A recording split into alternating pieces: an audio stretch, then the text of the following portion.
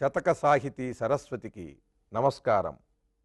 నాకౌకశత్రుజతృతృటన విఘటిత స్కంధ నీరంధ్ర నిర్యత్ నవ్యక్రవ్యాస్రహవ్యగ్రసన రసల సజ్వాల జిహ్వాలవన్హిం యం దృష్ట్వా సాం యుగీనం పునరపి విదధత్యాశిషో వీర్యవృద్ధైః గీర్వాణా నిర్వృణానా వితరతు సజయం విష్ణుహేతి ప్రధిర్వహ.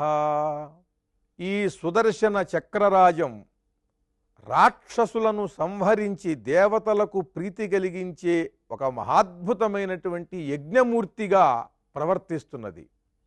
యజ్ఞంలో హవిస్సును అందుకుంటున్నటువంటి యజ్ఞమూర్తిలాగా ఈ సుదర్శన చక్రం రాక్షసుల భుజస్కంధాల మీద పడి ఆ భుజస్కంధాలను నరికి అక్కడ నుండి స్రవిస్తున్న రక్తమును మాంసమును హవిస్సుగా స్వీకరిస్తూ ఆనందముగా ఉత్సాహముగా అది నాట్యం చేస్తున్నది అగ్నికీలలతో.